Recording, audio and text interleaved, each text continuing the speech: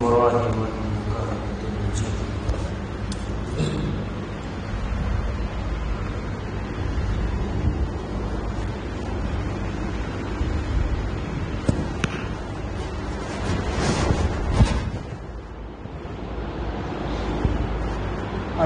للہ وصفا وسلام علی عباده الذین اصطفى اما بعد اعوذ باللہ من الشیطان الرجیم بسم اللہ الرحمن الرحیم ان الذین آمنوا وعملوا الصالحات لهم جنات تجری من تحتها الانہار ذلک الفوز الکبیر صدق اللہ العظیم ونحن علی ذلک من الشاهدین والشاکرین والحمد للہ رب العالمین۔ کوئی قابل ہو تو ہم شان کئی دیتے ہیں، کوئی قابل ہو تو ہم شان کئی دیتے ہیں، ڈھونڈنے والوں کو دنیا بھی نہیں دیتے ہیں۔ محترم بزرگوں عزیز دوستوں، اللہ تبارک و تعالیٰ کا بہت بڑا فضل ہوا، کرم ہوا، انعام ہوا کہ اس نے ہمیں اور آپ کو فجر کی نماز جماعت کے ساتھ ادا کرنے کی توفیق نصیب فرمائی اور تھوڑی دیر اللہ اس کے رسول کی باتوں کو سننے سنانے کا موقع نصیب فرمایا۔ محترم دوستوں، یہ جو اخیر عشرہ ہے یہ جنت طلب کرنے کا عشرہ ہے، مغفرت طلب کرنے کا عشرہ ہے، اپنے آپ کو آپ سے خلاصی پانے کا عشرہ ہے۔ فجر کے بعد عصر کے بعد میرا بیان کرنے کا مقصد یہ ہے کہ شاید کہتے کہتے مجھے بھی عمل کرنا آسان ہو جائے اور سنتے سنتے آپ کو بھی عمل کرنے میں آسانی پیدا ہو جائے۔ اسی وجہ سے فجر کے بعد اور عصر کے بعد میں بولتا ہوں تاکہ بولنے والا زیادہ محتاج ہوتا ہے عمل کا۔ اللہ تعالیٰ سے دعا کرے کہ اللہ تعالیٰ سننے والے بولنے والے دونوں کو عمل کی توفیق نصیب فرمائے۔ اس لیے کہ امام ایک رہبر قوم کا جو ہوتا ہے وہ یہی چاہتا ہے کہ ہر کوئی جنت میں جانے والا بن جائے، دنیا میں بھی کامیاب رہے، آخرت میں بھی کامیاب رہے۔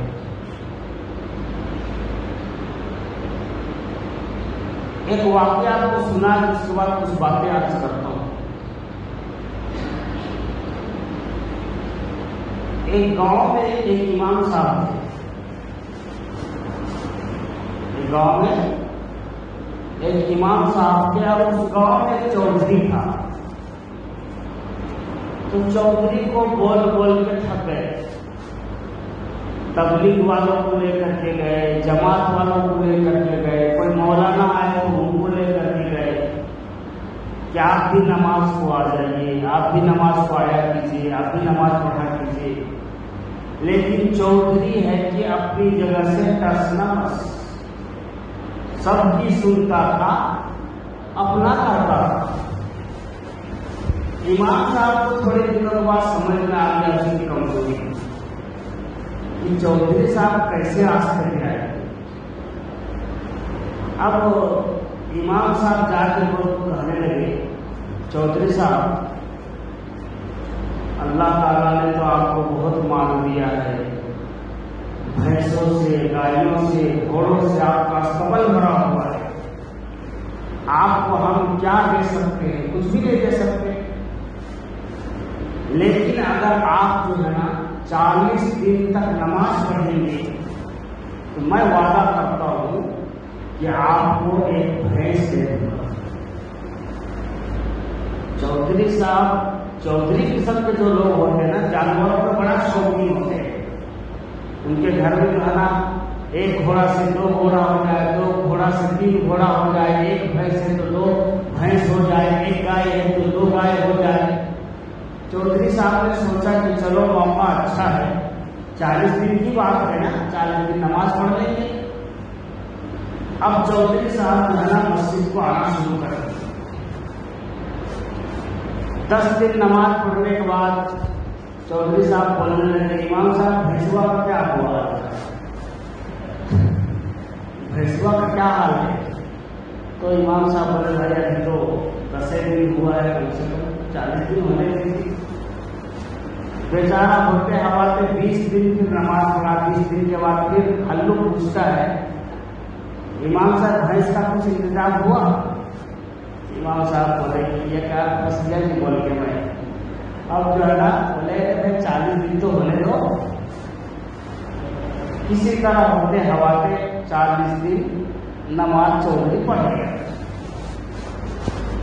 अब इमाम साहब इसलिए उनको बोले थे 40 दिन, 40 दिन जब इंसान सच्चे दिल से नमाज पढ़ता है तो उसके अंदर से दुनिया निकल जाती है और दीन बस जाता है, आखिरत की फिक्र हो जाती है, दुनिया से बेरहमती हो जाती है।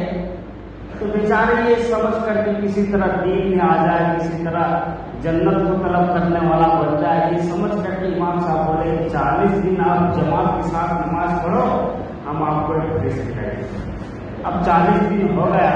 अब इमाम साहब को पूछने लगे, इमाम साहब अब 40 दिन तो हो गया, वो भैंस का वादा कीजिए, क्या वो भैंस का?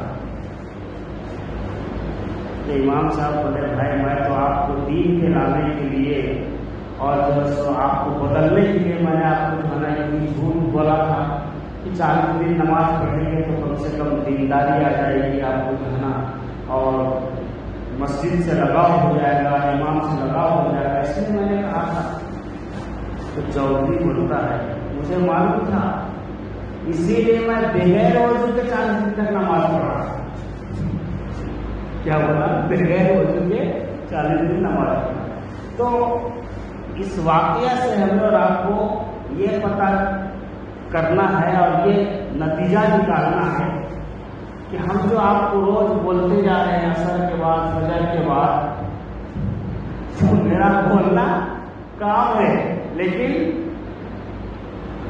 सुनने वाले लोग सुन रहे हैं और कानों से उड़ा दे रहे हैं कि आप बोलते रहो मौलाना, आप कितना भी बोलो, हम अपनी जगह से हलने वाले नहीं है। तो ऐसा मत कीजिए, बल्कि कुछ बात समझ में आए तो उसको अमल कीजिए, उसके ऊपर अज़्म मुसम्मम कीजिए कि इंशाअल्लाह नमाज का पाबंद हो जाएंगे और गुनाहों को छोड़ देंगे। अगर कोई गुनाह आपकी जिंदगी है तो उस गुनाह को छोड़ने का तौबा कीजिए, अज़्म मुसम्मम कीजिए। अगर आप फजर की नमाज के साथ साथ दीगर नमाजों की पाबंदी अगर आप नहीं हो रही है तो आप दीगर नमाजों की पाबंदी का जो अज़्म कीजिए अल्लाह ताला के सामने, कि अल्लाह जिस तरह से मेरी एक नमाज हो रही है दूसरी नमाज की जमात के साथ पढ़ने की तौफीक अता फरमाए। इस तरह से हम दुआ करेंगे तो इंशाअल्लाह हम यहाँ भी वहाँ भी हर जगह पर कामयाब होंगे। इन्नल लज़ीना आमनू व अमिलुस सालिहाति लहुम जन्नातुन तजरी मिन तहतिहा अल-अनहार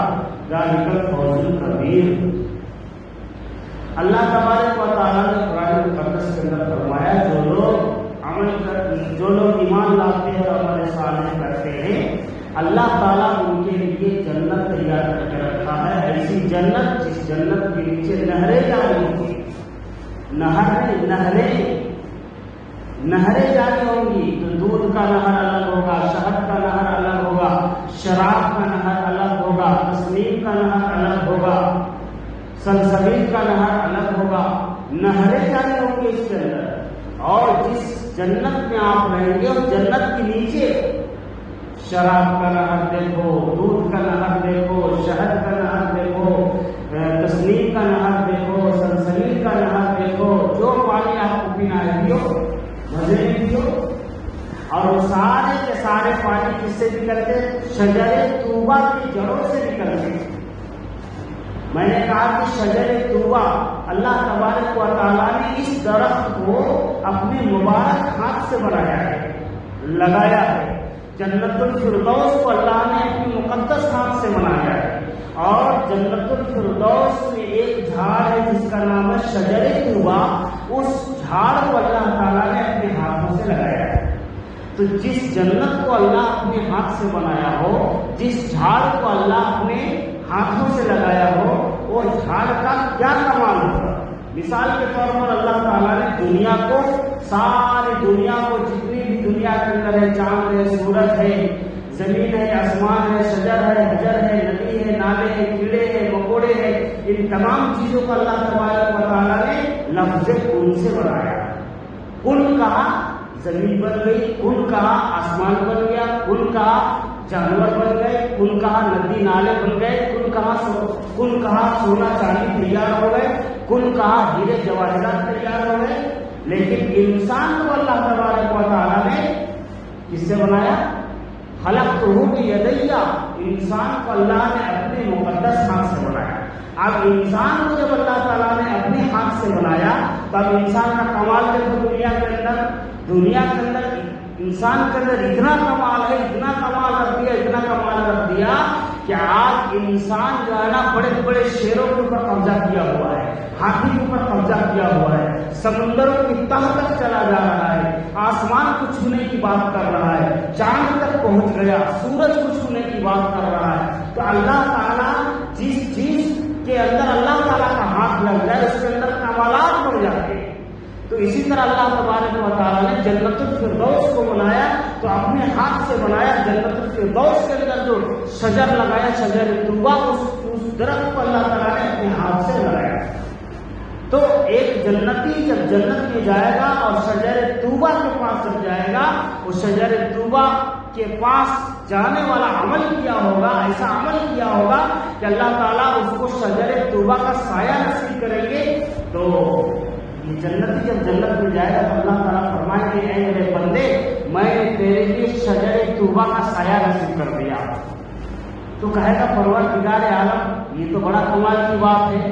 فرمایا یہ شجر طوبہ کیا چیز ہے؟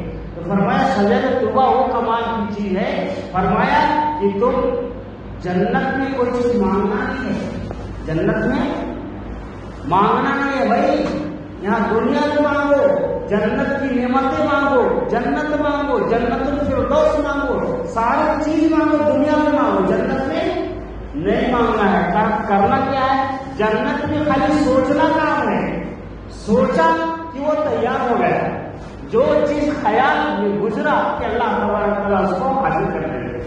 تو شجر طوبہ کے پاس جب یہ کھڑا ہوگا تو اس کو سواری یعنی اچھا گھوڑے کی جو اس کو جستجو پیدا اس کے دماغ کے اندر گزرے گا کہ کاش ایک زبردست گھوڑا اگر میرے سامنے ہوتا اور اوپر لگا ہوا گھوڑا ہوتا تو اس گھوڑے پہ بیٹھ کر کے میں جنت کا سیر کرتا۔ یہ جب خیال گزرے گا تو شجر طوبہ ایسا پھٹ جائے گا، پھٹ کر کے اسی کے جڑ سے گھوڑا تیار ہو کر کے پر کے ساتھ اس کے سامنے موجود ہو جائے گا، اور وہ شخص اس میں بیٹھنے کے لیے چاہے گا تو اس کے دل کے اندر اور ایک بات گزرے گی۔ کیا گزرے گا؟ کہ کاش اس گھوڑا میں بیٹھنے کے لائق کوئی لباس ہوتا میرے پاس جو میری شان و شوکت کو بڑھا دیتا۔ تو اللہ تبارک و تعالیٰ پھر اسی درخت کو حکم دیں گے اور اسی درخت سے اس کے لیے لباس تیار ہو کر۔ تو شجر طوبہ کوئی معمولی چیز ہے بھائی، شجر طوبہ کوئی معمولی چیز نہیں ہے۔ اسی لیے اللہ کے رسول صلی اللہ علیہ وسلم نے فرمایا کہ جب بھی اللہ تعالیٰ سے مانگو تو جنت الفردوس مانگا کرو۔ اور جنت الفردوس ایک حدیث کے اندر آیا ہے کہ جب کوئی بندہ دن میں 3 مرتبہ جنت الفردوس مانگتا ہے، کتنے؟ دن میں 3 مرتبہ۔ ہم کتنی بار نماز پڑھتے ہیں بھائی؟ 5 مرتبہ۔ اگر ہم 5 مرتبہ اللہ تعالیٰ سے مانگیں گے جنت الفردوس کی جگہ دے میرے مولا، جنت الفردوس کی جگہ دے میرے مولا، جنت الفردوس کی جگہ دے میرے مولا، تو اللہ تبارک و تعالیٰ 3 مرتبہ میں دعا قبول کر لیتا ہے۔ تو 5 مرتبہ جو مانگے گا اس کا کیا حال ہوگا؟ تو فرمایا جب کوئی 3 مرتبہ جنت الفردوس کا سوال کرتا ہے تو جنت الفردوس اللہ تعالیٰ سے کہتی ہے کہ اے اللہ تو اس کو جنت میں جگہ دے دینا۔ اور اسی طرح کوئی بندہ جب 3 مرتبہ جہنم سے پناہ مانگتا ہے تو جہنم اللہ تعالیٰ سے ریکویسٹ کرتی ہے، گزارش کرتی ہے کہ پروردگار عالم فلاں بندے نے مجھ سے 3 مرتبہ پناہ مانگا ہے، اے اللہ تو مجھ سے اس کو پناہ عطا فرما۔ اسی لیے یقین اشرا ہے، اس میں ہمیں اور آپ کو جہنم سے پناہ مانگنا ہے، مغفرت کی طلب کرنا ہے اور جنت الفردوس کو چاہت کے ساتھ، شوق کے ساتھ اور تڑپ کر کے اللہ تعالیٰ سے مانگا ہے۔ بے شک جب ہم مانگیں گے اللہ تبارک تعالیٰ ہمیں اور آپ کو عنایت فرمائے گا۔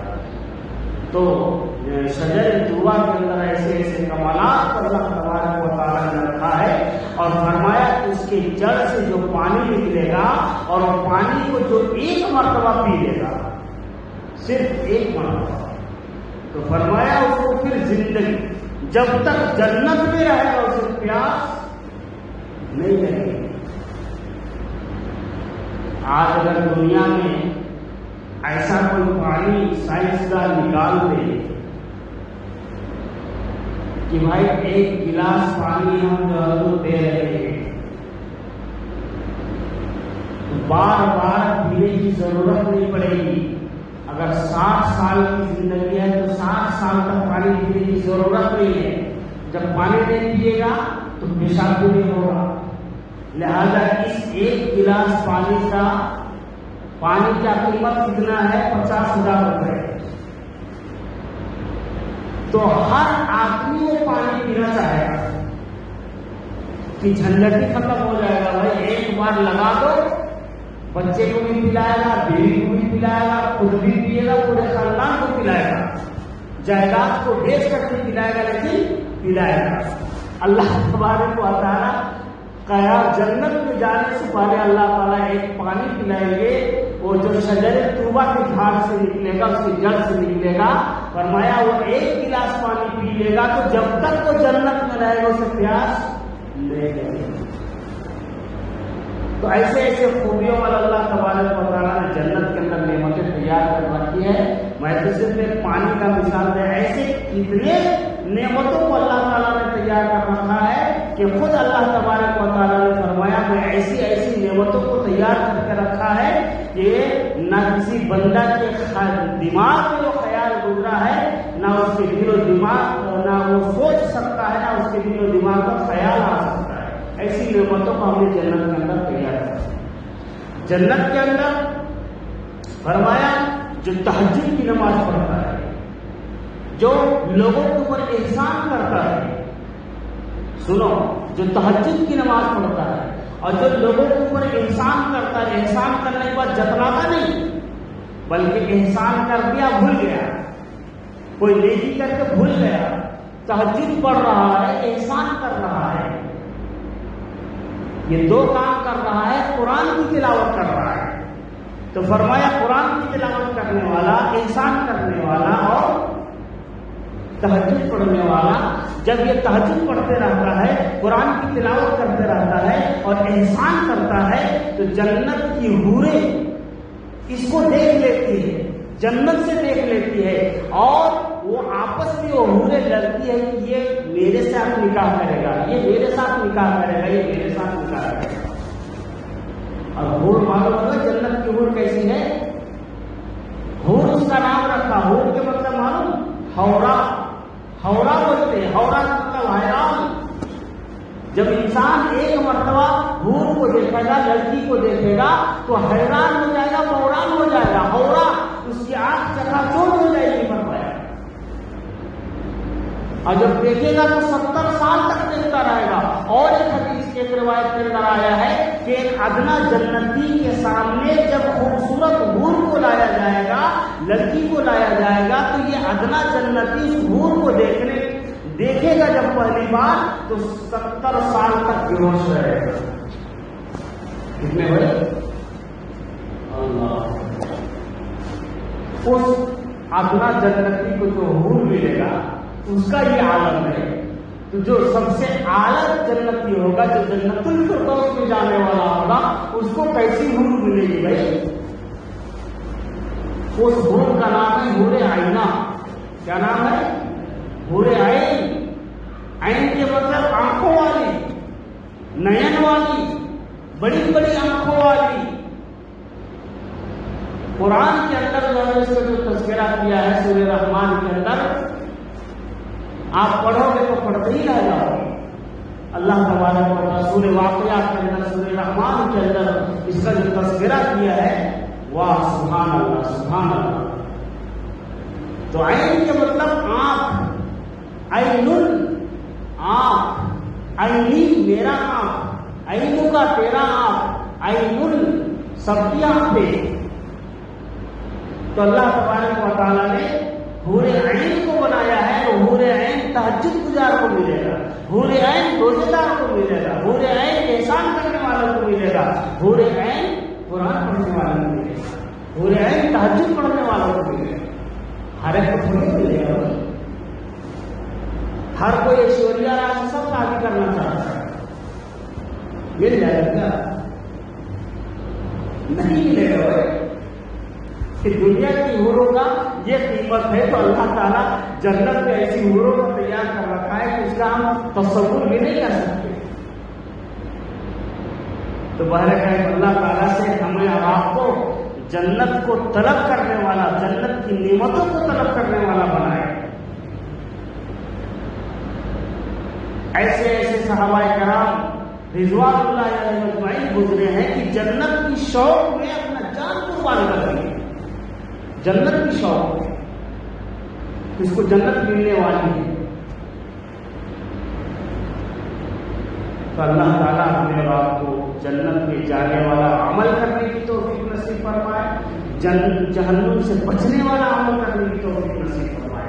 اور جنت میں جتنا چاہو درخت لگا دو، جتنا چاہو درخت لگا دو. اب رمضان کا مہینہ جنت میں درخت لگانے کا بہترین موقع ہے. ایک مرتبہ سبحان اللہ پڑھو گے تو کتنا ثواب ملے گا بھائی؟ 70 بار. اور ایک مرتبہ غیر دنوں میں انسان سبحان اللہ پڑھتا ہے تو اس کے لیے کتنے درخت لگتے ہیں؟ بولو بھائی. 10 درخت لگتے ہیں. کتنے؟ 10. اب رمضان میں اگر ایک مرتبہ سبحان اللہ عظیم پڑھے گا تو کتنے ہو جائیں گے بھائی؟ اب 10 کو 70 سے ضرب تو کتنا ہو جائے گا؟ 700. خالی ایک مرتبہ بولا سبحان اللہ، سبحان اللہ سبحان اللہ، کل ایک مرتبہ بولا اور اس کے نامہ عمل میں 700 درخت لگ گئے. کہ دنیا کا درخت نہیں، وہ درختوں کے کمالات الگ ہوں گے، اس کے پھل الگ ہوں گے، اس کے مٹھاس الگ ہوں گے. ایک کھجور جو ملے گا جنتی کو 7 ہاتھ کا، کتنے ہوئے؟ اور ایک 12 ہاتھ کا کھجور ملے گا. کتنے؟ 12 ہاتھ کا کھجور ملے گا ایک جنتی کو. اور وہ جنتی کتنا بڑا جنتی ہوگا؟ اس کا قد 60 ہاتھ کا ہوگا. ایک آدمی 60 گز کا ہوگا. اب اس کے سامنے دنیا کا کھجور دیے تو کیا نہیں تھا، چمٹی کیڑے مکوڑے دکھتے. اس لیے اللہ تعالیٰ نے وہاں کی جنتیوں کے لیے 12 ہاتھ کا کھجور بنایا ہے. کتنے؟ 12 ہاتھ کا کھجور. اور فرمایا ایک طرف سے کھائے گا تو کھجور کا مزہ آئے گا، دوسرے طرف سے کھائے گا تو آم کا مزہ آئے گا. ایسا پھل اللہ سبحانہ وتعالیٰ تیار کرتا ہے. تو بھائی جنت کی جب پڑھو گے ان کی نعمتوں کو جب پڑھو گے تو منہ کے اندر پانی آئے گا کہ اللہ تعالیٰ ایسے ایسے چیزوں کو بنا کر کے رکھا ہے ہمارے لیے، مومنوں کے لیے.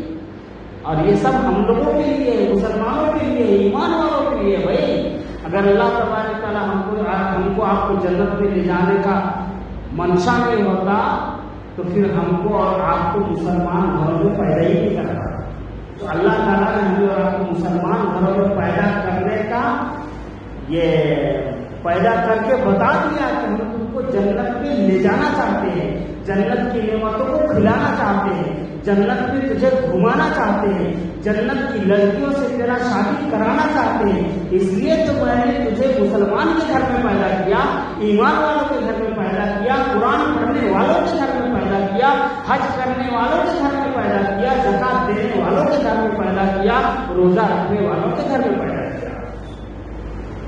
تو اللہ تبارک تعالیٰ سے دعا ہے کہ اللہ تعالیٰ ہمیں اور آپ کو سب کو عمل صالح کرنے کی توفیق نصیب فرمائے. اللہ تعالیٰ کہنے والے اور سننے والے دونوں کو عمل کی توفیق نصیب فرمائے.